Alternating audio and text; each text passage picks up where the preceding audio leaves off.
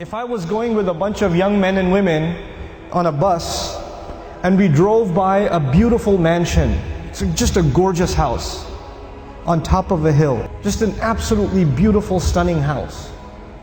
And the driveway into the house, there's a gorgeous car parked outside. And on the back of the house, there's this incredible backyard and a swimming pool and all of it. I mean, whatever you can imagine is there. It's like it's a piece of Jannah on earth. And you see the guy walking into his house. We're driving on this bus and we see this guy walking into his house. And I asked these young men and women, do you think that guy's successful? Do you think he's successful? Overwhelmingly, what is going to be the response? Yeah, that's pretty successful. And the guy, look at him. Look at what he's accomplished in life. That's a pretty successful person.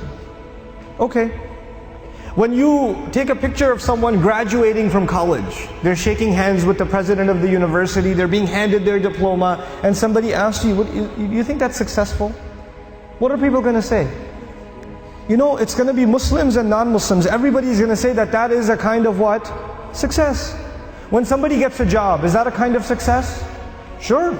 We congratulate people when they get a job. When somebody buys a house, when somebody starts a business, when somebody gets a new car, when somebody gets married, when people accomplish things in life, then we celebrate them because these are different kinds of small and big successes. Isn't that true?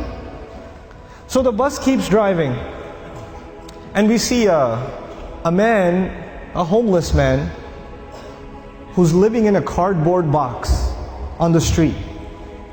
And he looks like he's wearing clothes from a couple of years. And you don't want to go close to him because of the smell.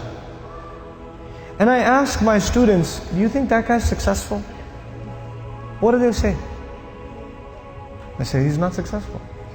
Now imagine if I was riding in this bus, but in this bus there were not Muslim boys and girls, but they were Christian boys and girls, or Jewish boys and girls, or atheist boys and girls, or agnostic boys and girls, or Buddhist boys and girls. And I asked them the same exact question. Do you think their answers would be the same?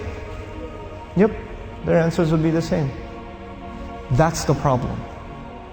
The problem is the way we think about success and the way we think about failure. For Muslims, it's supposed to be different. All human beings can see it a certain way, that's fine. They have the apparent view of success and failure. But us, Muslims, Allah has given us clearer glasses. And once you look at reality through these glasses, you see something other people cannot see. You see something other people cannot see.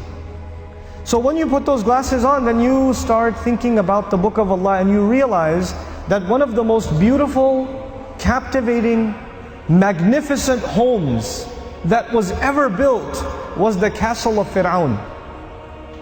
It was one of the most amazing homes ever built. And if our bus was driving by the castle of Fir'aun and he was walking into his house and I asked my Muslim children, is that successful? Is that guy successful? What would their answer be? Fir'aun is not successful. He's one of the worst losers in all of human history. Isn't that the case? What was the second kind of person we ran into? There was one guy walking into a mansion. What was the other guy? It was a homeless guy.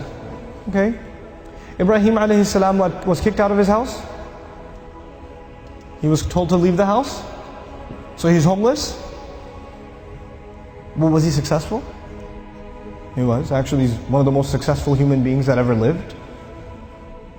Now the Quran is teaching me that a homeless man is successful and an incredibly wealthy man is what?